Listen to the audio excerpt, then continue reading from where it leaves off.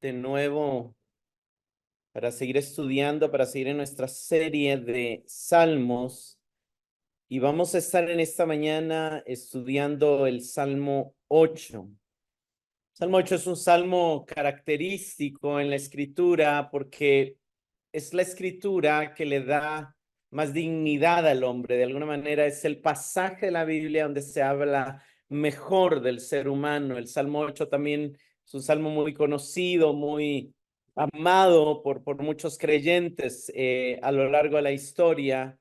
Y el salmista, como ya lo leímos en la lectura bíblica, empieza diciendo: oh Señor, oh Jehová, Señor nuestro, cuán glorioso es tu nombre en toda la tierra, tu gloria llena los cielos.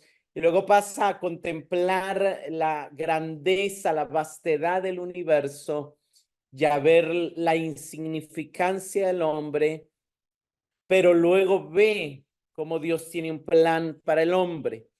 El resumen del Salmo, de alguna manera, es como el salmista, el título que podríamos ponerle a este mensaje es el plan de Dios para el hombre. Y un resumen de lo que trata el Salmo es cómo el salmista en la contemplación de los cielos es guiado a alabar la majestad de Dios, que le lleva a percibir la insignificancia humana, pero luego pasa a meditar en el plan de Dios para el hombre. Como bosquejo de lo que el Salmo nos muestra podríamos dividir el Salmo en 4, quizás 5 partes, empezando por la majestad del Señor, luego el poder del Señor, luego la gracia del Señor para el hombre, como a pesar de ser insignificante, piensa en él, lo visita, y luego el plan de Dios para el hombre, y de alguna manera una posible quinta es recordar que el Salmo cierra nuevamente con la majestad del Señor, con esta expresión: oh Jehová, Señor nuestro, cuán glorioso es tu nombre en toda la tierra. Vamos a ir viendo de alguna manera cómo el Salmo tiene un marco de referencia que es la gloria del Señor, pero luego vamos a meditar. Yo creo que una de las cosas que este Salmo nos enseña es que nos ayuda a tener una identidad correcta, una identidad bíblica, una visión bíblica de qué es el hombre, de quién es el hombre, de cuál es el plan de Dios para el hombre. Eso es algo muy importante para entender. ¿Por qué? Porque de alguna manera muchos de los problemas que llegamos a tener en nuestra vida, mucha de la búsqueda de poder, mucha de la búsqueda de dominio, mucha de la ira, muchos de los temores, mucha de la tristeza, mucha de la depresión con la que batallamos como seres humanos, muchas veces tiene que ver con esa falta de identidad o tiene que ver con esa visión incorrecta de quién es Dios, de quiénes somos, de cuál es nuestra posición, de cuál es el plan de Dios para nosotros. Entonces buscamos construir un valor en cosas vanas, en cosas pasajeras, porque no hemos comprendido el valor que Dios nos ha asignado. El Salmo inicia con Dios y termina con Dios, porque Dios es el alfa y la omega, porque Dios es el origen y el fin de todo, porque si apartamos nuestra mirada de Dios, vamos mal y no vamos a tener un buen entendimiento de lo que Dios tiene para nosotros y de lo que Dios ha planeado para nosotros. Entonces, este salmo es un salmo de David, como la mayoría de los salmos del primer compendio del primer libro en los salmos, y empieza David diciendo: oh Yahvé, oh Señor, oh Yahvé, Señor nuestro. En el hebreo es oh Yahvé Adonai, que es nuestro Señor. Cuán glorioso es tu nombre en toda la tierra, que has desplegado tu gloria sobre los cielos. El salmista está meditando en Dios, está obedeciendo el consejo del Salmo 1, meditar en Dios, meditar en su ley, meditar en sus mandamientos. Él está quizá en medio de la noche, por lo que va a decir el segundo versículo, y de alguna manera invoca al Señor con el nombre de pacto, con el nombre que Dios se presentó a sí mismo cuando dijo, yo soy el que soy, y le dice, oh Yahvé Adonai. Y obviamente cada vez que leemos Yahvé tenemos que recordar ese Señor que cuando se presenta, él proclama delante de Moisés, cuando pasa delante de él, Yahvé, Yahvé, Dios compasivo y clemente, lento para la ira, abundante en misericordia, que guarda misericordia a millares, que perdona la iniquidad, la transgresión, el pecado, pero que no tendrá al culpable por inocente. Y de alguna manera está ahí esa presentación de Dios, de su nombre, de su persona, de su naturaleza. Y luego dice Adonai. Adonai se usaba para alguien superior, para el Señor, para el soberano, pero también es recordar que somos de Él, que Él es nuestro dueño, que somos su posesión, que Él es nuestro amo. Entonces está diciendo un Dios, está alabando a un Dios que decide entrar en pacto con el hombre, que decide acercarse al hombre para bendecirlo, pero que sigue siendo el que tiene la última palabra, sigue siendo el dueño, sigue siendo el amo, sigue siendo el Señor. Y le dice, cuán glorioso es tu nombre en toda la tierra. Esta expresión, obviamente el nombre de Dios se refiere a su persona, el nombre de Dios se refiere a su fama, el nombre de Dios se refiere a la manera en que Dios se da a conocer a través de sus obras. El nombre de Dios es inigualable, el nombre de Dios es impronunciable, el nombre de Dios es una expresión que nos habla de su naturaleza, de su grandeza. Y quizá aquí el salmista está meditando posiblemente, por ejemplo, en Deuteronomio 28, 58, que dice, si no cuidas de poner en práctica todas las palabras de esta ley que están escritas en este libro, temiendo este nombre glorioso y temible. Yahvé tu Dios, el Señor tu Dios. Entonces, en Deuteronomio, cuando Moisés está dictando la ley, les está diciendo la razón por la que ustedes deben obedecer al Señor es porque deben de tener ese temor reverente, ese respeto por lo glorioso de su persona, por lo temible de su persona, por la realidad de que Él nos crió, de que nos debemos a Él, de que Él nos da todo lo que necesitamos, de que Él creó todo lo que nos rodea para nosotros y para revelar su poder. Entonces Él ve el cielo y no sabemos si Él está viendo un telescopio, no sabemos cómo Él está, pero de alguna manera David está contemplando la inmensidad del universo, la vastedad del universo. Yo quise buscar alguna imagen como para ver esa vastedad del universo, pero es un poco difícil verlo en una imagen. Tal vez hubiera sido más fácil mostrar como hay videos que muestran muy bien porque van mostrando el tamaño del universo, el tamaño de una galaxia, el tamaño del sol, el tamaño, y realmente somos granos de arena, menos que granos de arena. O sea, es imposible comparar nuestro tamaño y comparar el tamaño de la Tierra con lo extenso de la galaxia, con lo extenso del universo. O sea, realmente nuestra galaxia es insignificante con lo que se ha podido descubrir que existe allá afuera. Y nuestro planeta es insignificante comparado con el Sol y comparado con otros planetas. Y imagínense nosotros. Y de alguna manera eso es lo que está viendo el salmista. Cuán glorioso es tu nombre en toda la tierra, que has desplegado tu gloria sobre los cielos.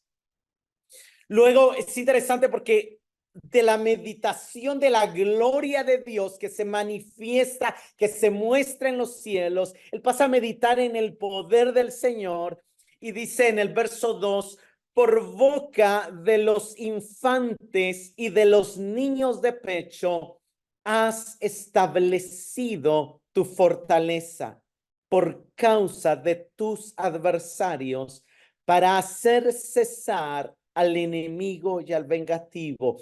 Y aunque le está escribiendo en una manera poética, en una manera obviamente con un lenguaje figurado y metafórico. La idea detrás de lo que el salmista está diciendo es cómo Dios muchas veces usa lo débil, lo insignificante, lo pequeño, y ahí manifiesta su poder para avergonzar al adversario, para confundirlo fuerte, para hacer cesar al enemigo. De alguna manera, la idea aquí es como el poder de Dios se perfecciona en la debilidad. Esto nos lleva al apóstol Pablo, que escribe en 2 Corintios 12:9, y él me ha dicho, bástate mi gracia, porque mi poder se perfecciona en la debilidad. Viene Pablo y dice, por tanto, de buena gana me gloriaré más bien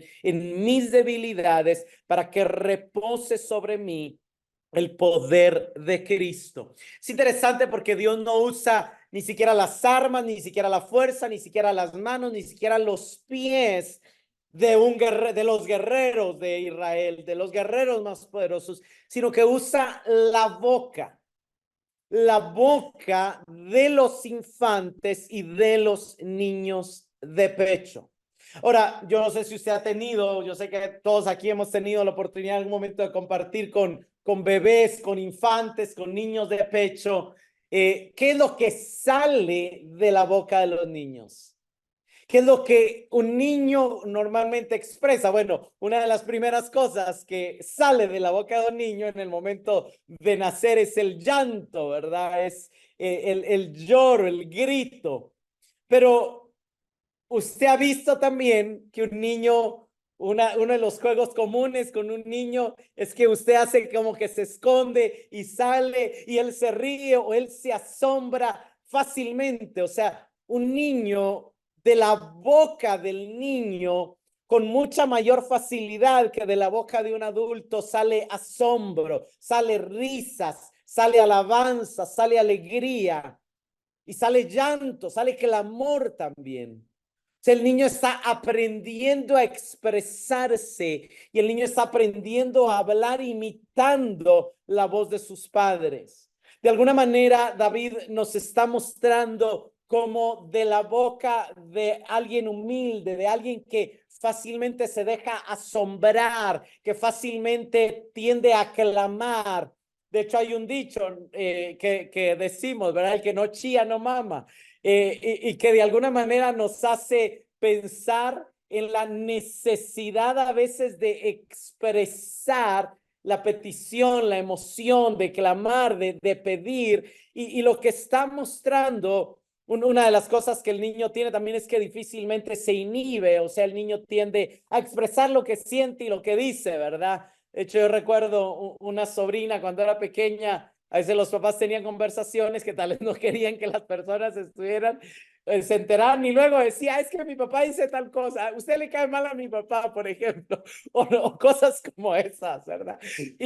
O llega un niño a la casa o no, dice mi papá que no está, ¿verdad? Un pequeño, o sea, no se inhibe, de alguna manera hay sinceridad y es parte de la idea que está reflejando aquí el salmista, de una humildad y de una sinceridad que tiene libertad para asombrarse, que tiene libertad para llorar, que tiene libertad para alabar. Dios ha establecido su fuerza. Dios ha puesto su capacidad para actuar, para mostrar su poder en esas acciones de honestidad, de sinceridad, de no inhibición. De hecho, comentábamos con una hermana hace unos momentos, ¿verdad? Como a veces nos cuesta expresar la realidad de lo que estamos viviendo.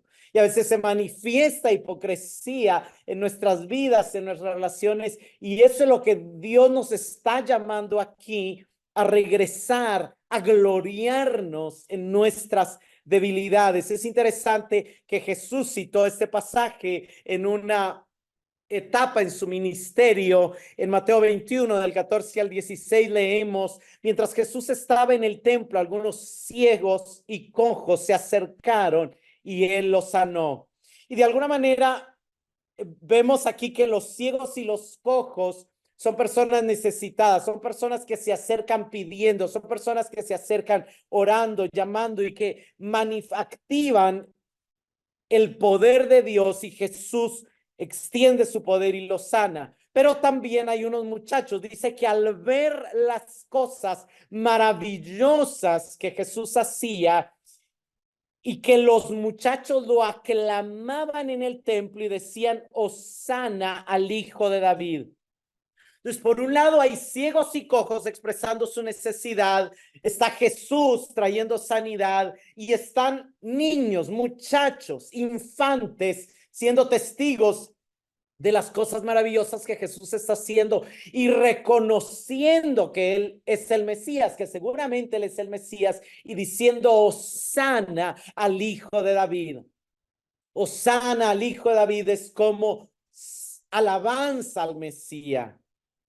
O sea, están alabando al Mesías. Los principales y los sacerdotes y los escribas se indignaron y se voltean con Jesús y le dijeron, ¿oyes lo que estos dicen? Y Jesús les dijo, los oigo.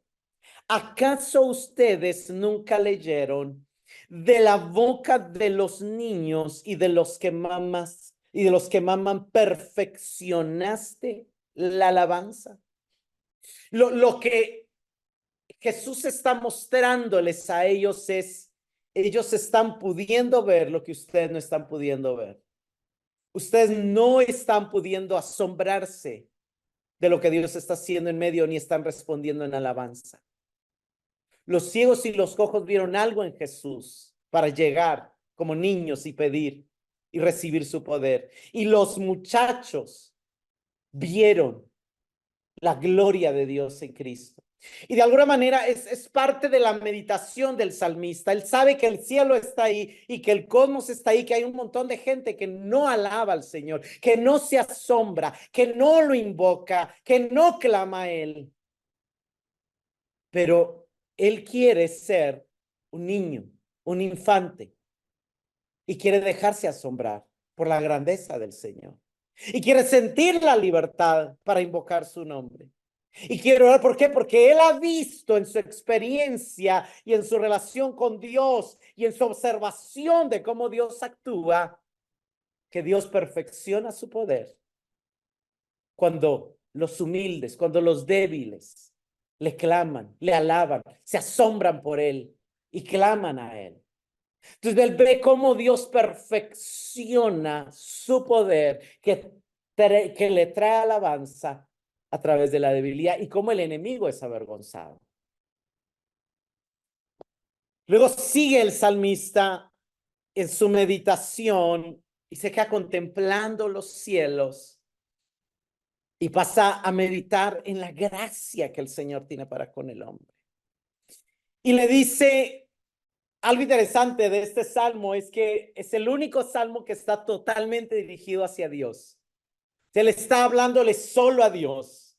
No le está hablando a los otros seres humanos, a diferencia de otros salmos, que normalmente se voltea y se habla a sí mismo, le habla a los demás.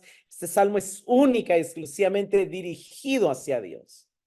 Y entonces él le acaba de decir, Señor, tu nombre es glorioso, tu gloria llena los cielos, tú perfeccionas tu poder en la debilidad, en los humildes, en los que se asombran, te causa alabanza, avergüenzas al enemigo a través de lo que no es. Pero vuelve a ver los cielos y le dice, cuando veo tus cielos, obra de tus dedos.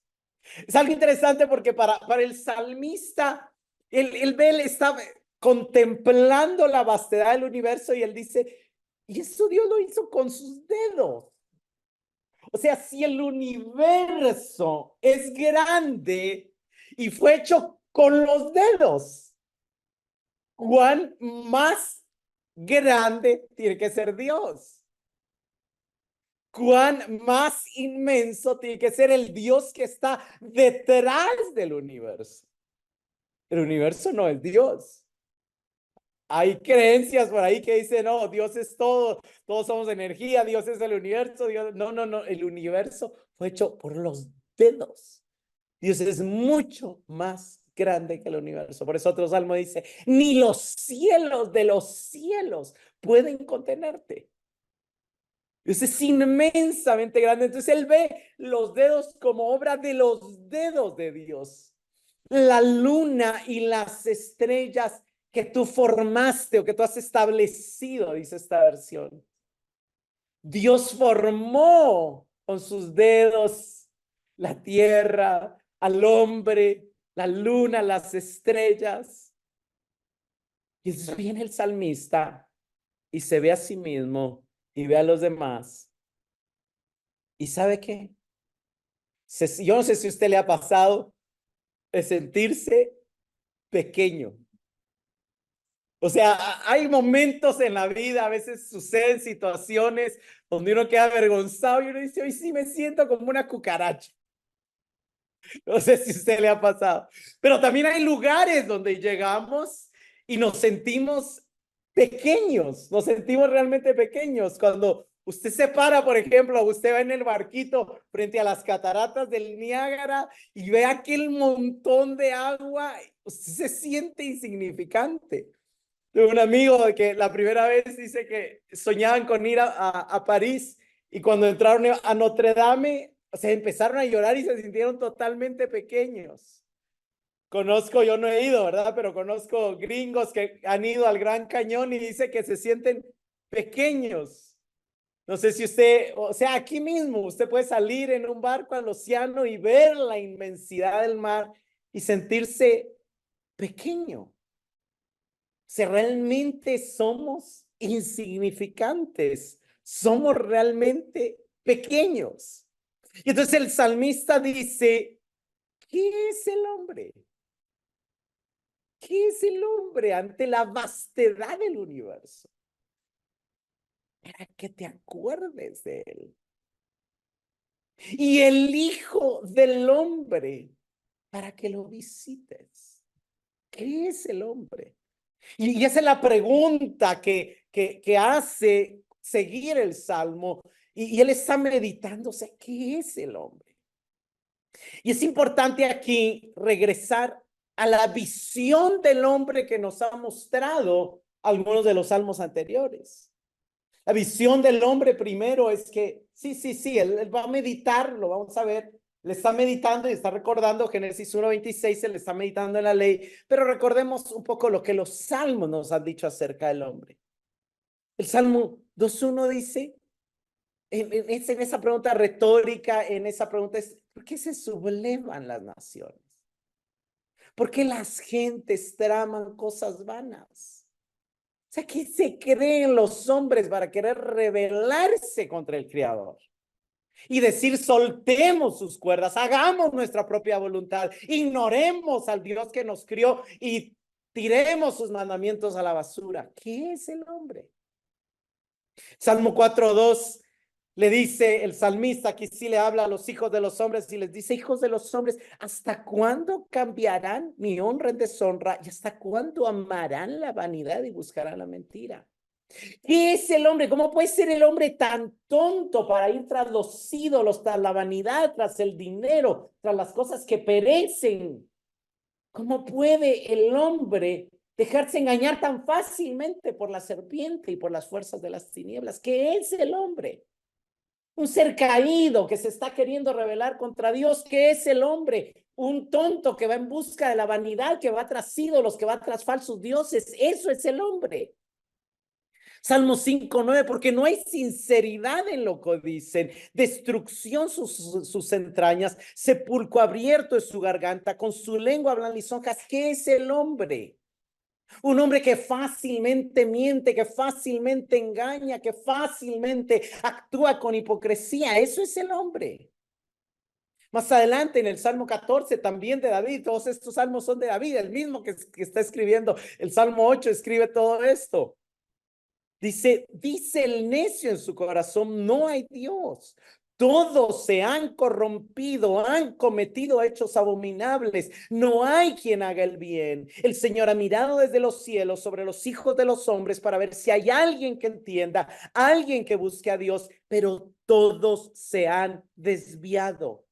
Aún se han corrompido, no hay quien haga el bien, no hay ni siquiera uno. ¿Qué es el hombre? Un montón de criaturas de Dios que decidieron darle la espalda, que se desviaron, que se rebelaron contra él y que no hay ninguno de ellos que sea verdaderamente bueno. Hacen cosas buenas por interés, por conveniencia propia, pero no aman desinteresadamente. Esa es la imagen del hombre sin Dios. Y esa es la imagen de nuestra naturaleza pecaminosa. Que somos como humanos, seres caídos, con naturaleza corrupta y pecaminosa. Que no somos capaces de ver nuestra miseria, nuestra hediondez, nuestra insignificancia, nuestra pobreza, nuestra bajeza, la profundidad de nuestra necesidad. ¿Qué es el hombre? Y sin embargo, Dios se acuerda de él. Y sin embargo, Dios lo cuida. ¿Qué es el hombre? O sea, ¿cómo un Dios tan grande que hizo el universo, que formó el sol, la luna y las estrellas? Y de alguna manera detrás de la meditación es ¿por qué Dios no destruyó al hombre y se hizo una nueva creación? Porque Dios, al ver que el hombre se había ido con la serpiente, no decidió entonces decir y venir, bueno, ¿saben qué? Mejor hagamos más inteligentes a los leones y ahora cambiemos el plan y los hombres los desechamos y ahora nos vamos con... No, a pesar de eso, a pesar de la caída, a pesar de la rebelión, Dios se sigue acordando del hombre. Dios sigue cuidando al hombre. La respuesta es que a pesar de la caída, Dios creó al hombre con un plan y no ha abandonado ese plan. Y entonces pasamos a ver el plan de Dios para el hombre. Sin embargo, verso 5 del Salmo 8, lo has hecho un poco menor que Elohim. Lo has hecho un poco menor que Dios en el hebreo original o que lo divino. Y bueno, muchas versiones traducen los ángeles.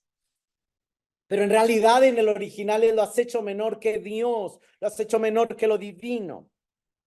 Y lo coronaste de gloria o lo coronas de gloria y majestad. Tú le haces señorear sobre las obras de tus manos. Todo lo has puesto bajo sus pies y luego no es que todo en absoluto. Todas las ovejas y los bueyes, también las bestias del campo, las aves de los cielos y los peces del mar, cuanto atraviesa la senda de los mares. Interesante porque él empieza mencionando las ovejas y los bueyes y usted sabe que históricamente el hombre no hubiera podido sobrevivir sin la presencia de ovejas y bueyes, porque ha sido históricamente uno de los recursos donde el hombre se ha beneficiado más. De las ovejas y de los bueyes se ha sacado leche, se ha sacado carne, se ha sacado calzado, se ha sacado vestido. La lana viene de las ovejas y por muchos siglos la ropa era de lana.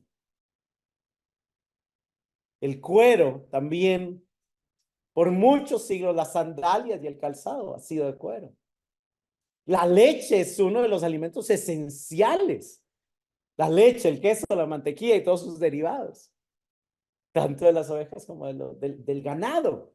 Y bueno, y todo. Y de ahí vienen también las bestias del campo, los perros como mascotas y bueno, muchas otras ahí bestias, las aves, ahí están las gallinas dando huevos, los peces del mar, ahí están también. El pez ha sido un excelente alimento, pero ¿cuál es el plan de Dios para el hombre? Es interesante porque primero nos muestra la insignificancia del hombre. ¿Qué es el hombre? Ser insignificante, pecador, rebelde. Y sin embargo, ve, pongan atención a ese sin embargo, porque ese sin embargo está acentuando el contraste.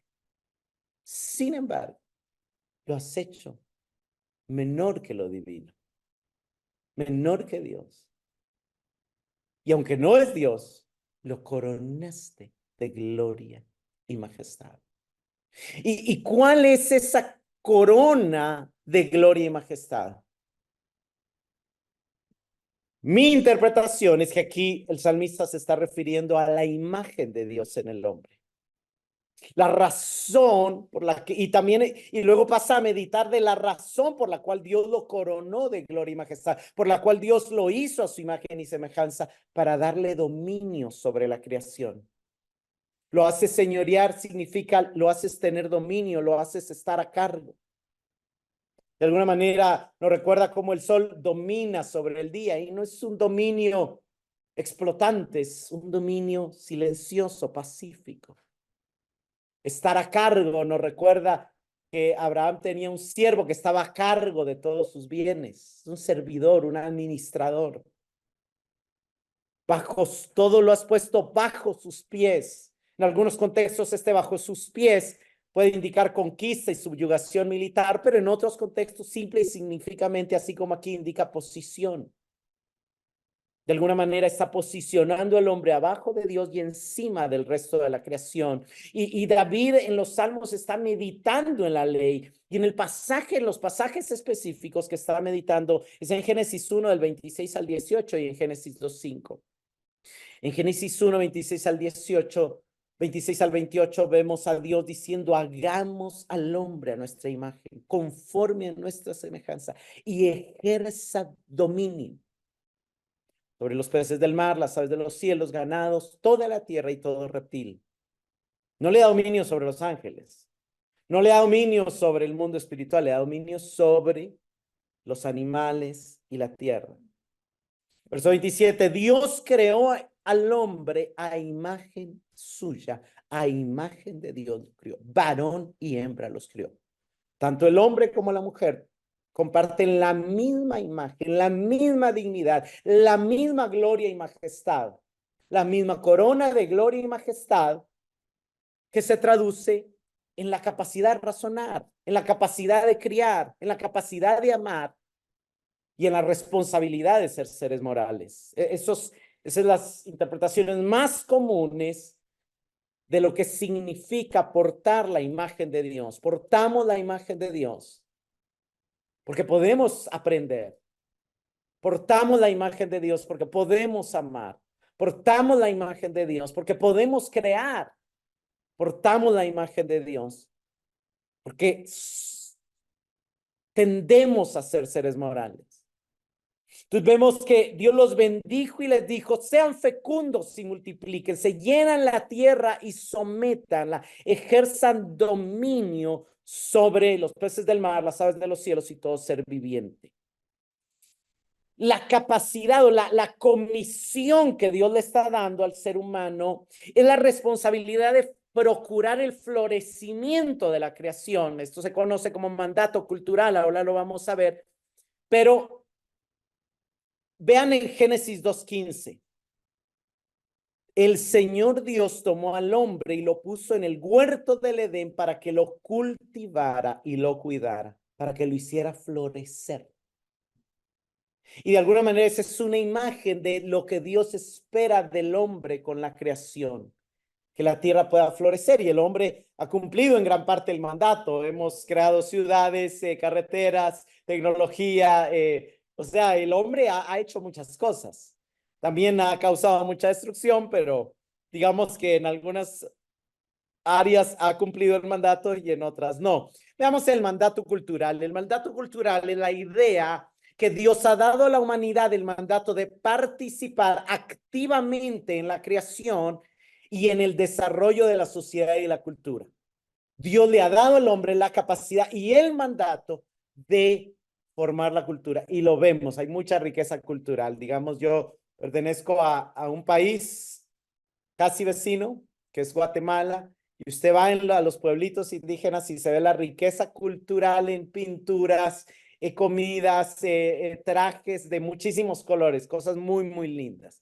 Pero también vemos aquí en Costa Rica y podemos ir al Teatro Nacional y oír a los músicos haber creado, bueno, ejecutar piezas bellísimas que otros músicos han hecho como parte de la cultura. y vemos la ornamentación de casas hermosas. O sea, el hombre ha participado en esto. Es decir, los seres humanos son responsables de ejercer una influencia positiva en el mundo que les rodea. Es un llamado a participar en la cultura, la sociedad, la ciencia, las artes y otros aspectos de la vida humana para promover el bien común y contribuir al desarrollo humano. Eso es lo que significa ejercer dominio. Sin embargo, hay algo interesante. Estamos viviendo una crisis ecológica y eso es una realidad. Lynn White escribe esto: el cristianismo es la religión más antropocéntrica del mundo. Eso lo escribe él, eso no lo digo yo, ni lo dice la Biblia, ni estoy de acuerdo con él, pero vale la pena leer lo que él dice, ¿verdad? Que ha establecido un dualismo entre el hombre y la naturaleza y que insiste en que es la voluntad de Dios que el hombre la explote para el beneficio del hombre, siendo así la tradición religiosa menos ecoamigable.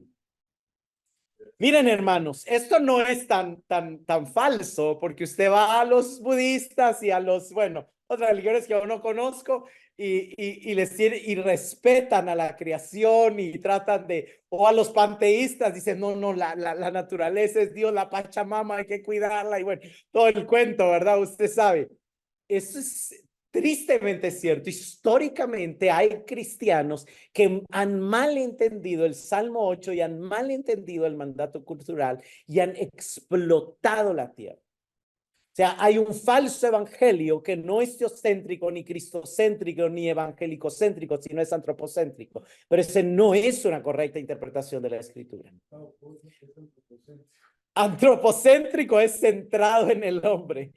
Buen punto, gracias por la pregunta. El cristianismo es la religión más centrada en el hombre del mundo. Eso es lo que está diciendo aquí el autor. Un evangelio antropocéntrico es aquel que exalta al hombre, que le dice, Dios te quiere hacer grande y famoso y todopoderoso y descubre el poder que hay en ti. Ese es un falso evangelio. Porque el verdadero evangelio es cristocéntrico. Y el verdadero mensaje de la Biblia es teocéntrico. Y este salmo es teocéntrico, porque inicia con Dios y termina con Dios. Pero a veces, pero los hombres también usamos mal la imagen de Dios y hemos usado mal la razón humana. Y entonces muchos usan y leen la Biblia a su conveniencia. Entonces se hacen ellos el centro. Hermanos, estamos en medio de una crisis ecológica que amenaza la prolongación de la vida humana y la existencia del planeta, provocada por una cosmovisión antropocéntrica, por una visión del mundo que dice, todo es para nosotros y acabémonos el mundo. Sin criticar aquí a mis hermanos americanos entre nosotros de Estados Unidos. Estados Unidos consume como si hubieran 3 planetas Tierra. Y otras partes del mundo se quedan sin consumir ni siquiera lo justo, ni siquiera... el planeta da comida para todo el mundo. El problema es que a unos les llega más y la botan y a otros no les llega. Pero Dios da para todos. Es un problema de distribución. Ahora, la pregunta que surge es, cuando Dios dijo ejerza dominio, ¿se refería a exploten la creación? Y hay 2 escuelas de interpretación del mandato cultural. Una de las escuelas ha sido esta escuela, la escuela despótica, que interpreta el mandato de señorear y ejercer dominio como tener un control tiránico y explotador sobre la naturaleza.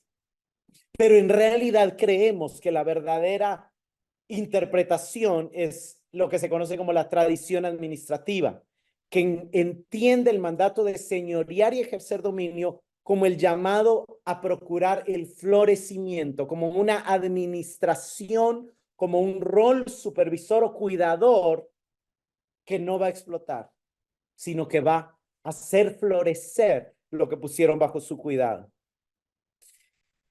¿Cuál es la respuesta? Hermanos, tenemos que entender que la lectura del Salmo la tenemos que hacer teocéntrica, centrada en Dios, no en el hombre.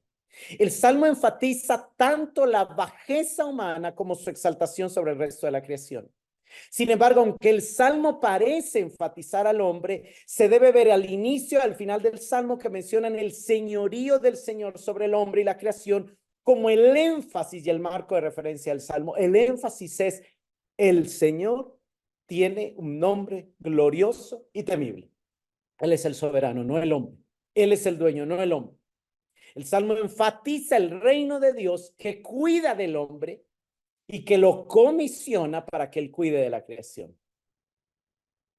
El dominio humano se debe entender en términos de comisión divina. Un día Dios nos va a pedir cuentas de cómo administramos los recursos que se nos han dado a administrar.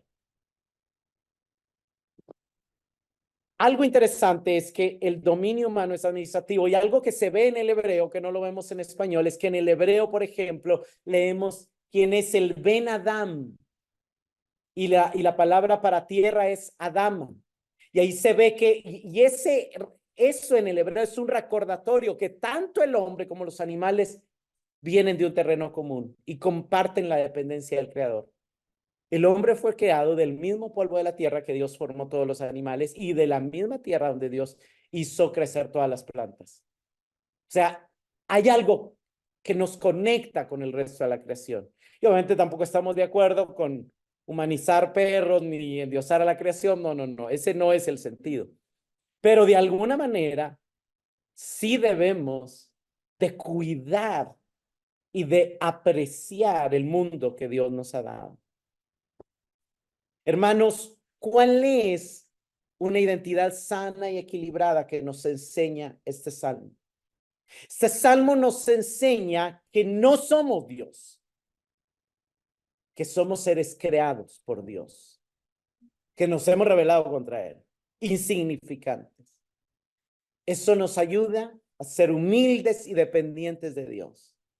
Pero este salmo también nos recuerda que tampoco somos animales, que tampoco venimos del mono, que tampoco procedemos del mono, ni somos igual que él.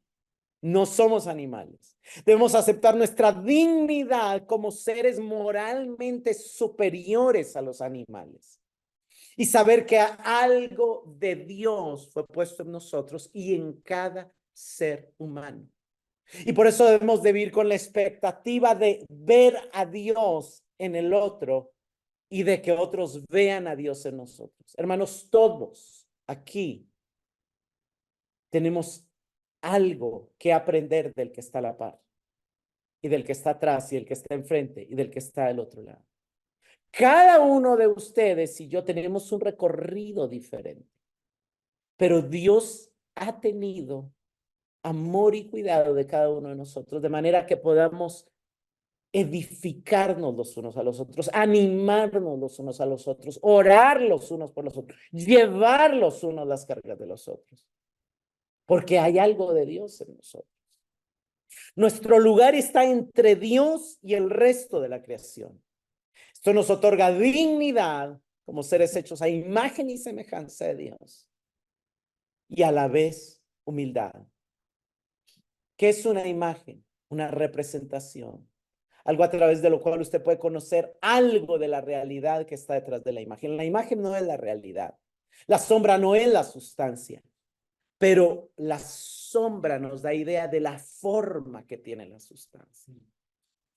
Ver al hombre no es ver a Dios, pero ver cómo un hombre es capaz de sacrificarse, es capaz de amar, es capaz de hacer el bien, es capaz de resistir, es capaz de ser transformado. Nos recuerda la realidad de un Dios bueno, de un Dios amoroso, de un Dios transformador, que está actuando detrás. Somos al mismo tiempo insignificantes y al mismo tiempo dignos. Algo hermoso es que cuando Cristo venga y establezca su reino aquí en la tierra, toda la creación va a florecer. Isaías 11 es una profecía acerca del reino del Mesías, de cómo él estará ungido por el Espíritu de Dios y cómo él reinará sobre la tierra, vendrá y juzgará. Y dice que en ese día, cuando él reine, el lobo y el cordero vivirán juntos, el leopardo se echará junto al cabrito, el ternero y el potro estarán juntos junto al león, un niño pequeño los guiará. Y bueno, ahí por causa del tiempo lo siguen leyendo ustedes, pero el punto es de que debemos actuar según la comisión divina de fomentar relaciones armoniosas con las demás criaturas y con el resto de la creación, porque eso concuerda con la visión profética del mundo gobernado por el Mesías. Eso también nos lleva a tener una buena respuesta a la crisis ecológica que estamos viviendo. Vemos aquí que en ese día, el día del Mesías, Dios dice, haré un pacto con todos los animales salvajes, las aves de los cielos y los animales que corren sobre la tierra, para que no hagan más daño. Dios va a reconciliar no solamente al hombre, sino toda la creación entre sí y con Dios mismo. Pues toda la creación, dice Romanos 8, espera con anhelo el día futuro en que Dios revelará a quienes son verdaderamente sus hijos. Contra su propia voluntad, toda la creación quedó sujeta a la maldición de Dios, pero con gran esperanza la creación espera el día en que se unirá junto a los hijos de Dios a la gloriosa libertad de la muerte y la descomposición. El Salmo termina diciendo, oh Señor, oh Yahvé, oh Jehová, Señor nuestro, cuán glorioso es tu nombre en toda la tierra. Aunque Dios nos hizo a su imagen y nos confió el cuidado de nuestra creación, el Salmo dice suave, no se olviden, Él es nuestro Señor y dueño, y nos pedirá cuentas de nuestra administración. El fin del Salmo no es el hombre, habla del hombre, pero no es el hombre. El fin del Salmo es el reino de Dios sobre toda la creación. Soli Deo Gloria. Solo a Dios sea la gloria. Señorío del hombre, de la naturaleza pecaminosa y débil, apunta a la gloria de Dios. Pero este salmo también apunta a Cristo, porque Cristo es el perfecto hombre. Y en aquellas cosas donde el hombre ha fallado en cumplir el plan que Dios le asignó, Cristo vino para cumplir lo que el hombre falló. Hebreos 2:6-9 dice, porque en cierto lugar las escrituras dicen, ¿qué son los simples mortales para que pienses en ellos? O el hijo del hombre para que te preocupes por él. Sin embargo, lo hiciste un poco menor que los ángeles y lo coronaste de gloria y honor. Le diste autoridad sobre todas las cosas. Ahora bien, cuando dice todas las cosas, significa que nada queda afuera. En nuestro caso, Dios no dijo todas las cosas, Dios dijo todos los animales.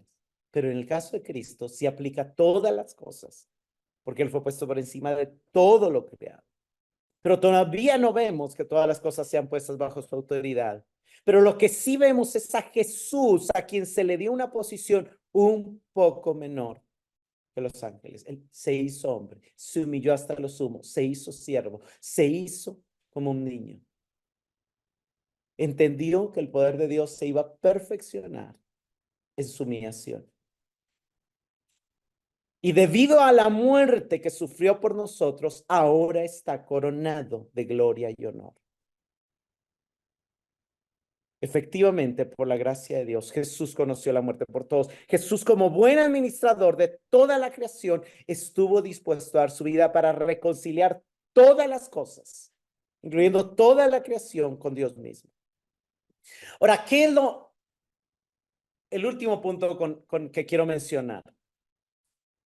En el antiguo pacto vemos a Dios participando al hombre de su imagen, dándole la capacidad de razonar, dándole la capacidad de amar, dándole la capacidad de criar. Pero en el nuevo pacto, no solamente Dios ya le dio al hombre su imagen, sino que le da la vida de Cristo, le da su espíritu y lo vuelve a coronar al Hijo de Dios, al creyente, le da algo más. Y vemos, sería lindo leer todo Juan 17, pero por causa del tiempo quiero centrarme aquí. Juan 17, Jesús está por ser crucificado y por subir al Padre y está entregándole cuentas al Padre y orando por la iglesia, por nosotros. Y le dice, te pido que todos sean uno, así como tú y yo somos uno, es decir, como tú estás en mí, Padre, y yo estoy en ti. Que ellos estén en nosotros para que el mundo crea que tú me enviaste. Y hay una división entre el mundo y los que son de Jesús, sus hijos, sus creyentes. Y vean, les he dado la gloria que tú me diste. ¿Cuántos creen que Dios nos dio gloria? Sí, yo sé que suena a pentecostal, pero es que lo dice Juan 17 y no me estoy refiriendo a ese tipo de gloria. Dice, les he dado la gloria que tú me diste para que sean uno como nosotros somos uno. Yo estoy en ellos y tú estás en mí. Que gocen de una unidad tan perfecta que el mundo sepa que tú me enviaste y que los amas tanto como me amas a mí. ¿A qué se refiere este pasaje cuando Jesús dice, les he dado tu gloria? No se, déjeme nada más decirle que no creo que se refiera a que usted va a ir a orar por cualquier enfermo y el enfermo automática y milagrosamente va a ser sanado, porque vaya y pruebe y puede ser que le falle. Tampoco se refiere a que usted va a ir y va a hacer un decreto, una declaración y entonces ahora usted ya es un mago y entonces ya todo va a suceder como usted declaró, decretó. No se refiere a eso. No se refiere a eso. En el contexto, cuando vemos todo Juan 17, él está diciendo, he manifestado tu nombre a los que me diste. Les he dado tu palabra.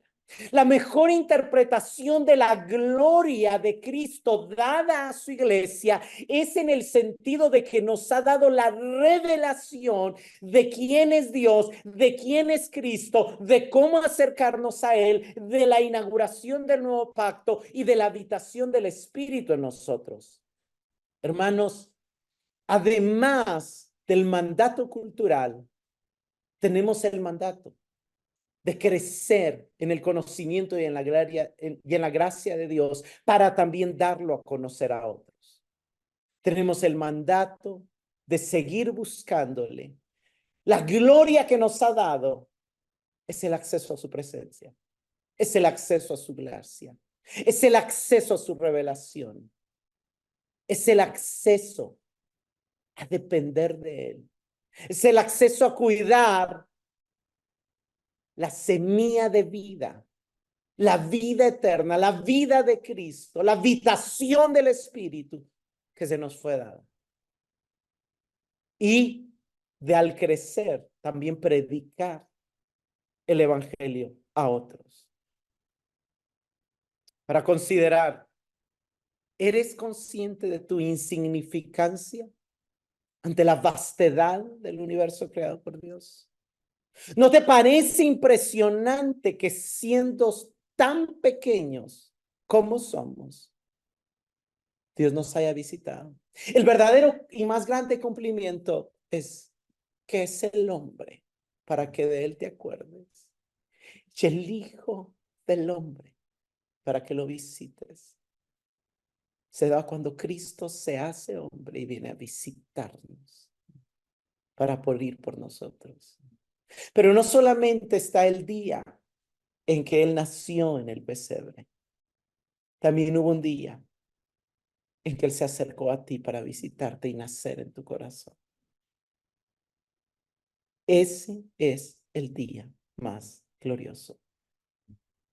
Cuando Él tocó a tu puerta y transformó tu corazón y te dio su vida, te dio su gloria. ¿Estás buscando hacer florecer lo que Dios ha puesto a tu cuidado?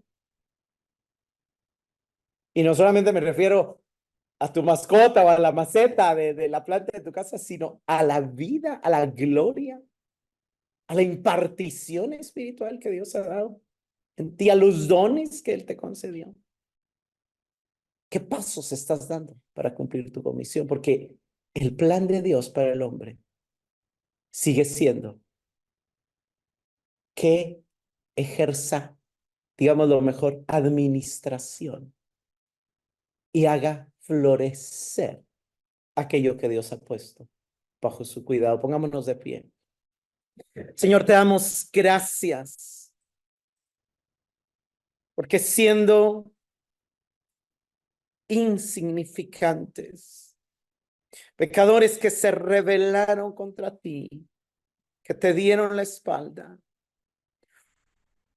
habiéndonos descarriado como ovejas, tú no abandonaste el plan por el cual nos creaste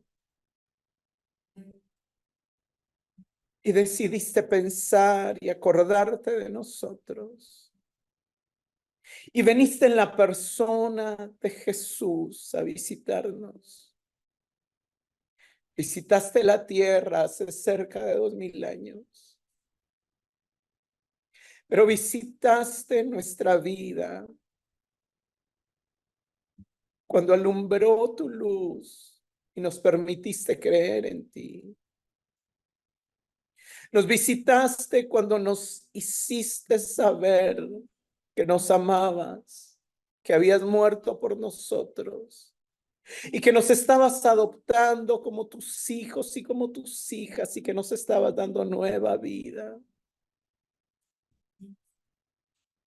Señor, ayúdanos a ejercer una buena administración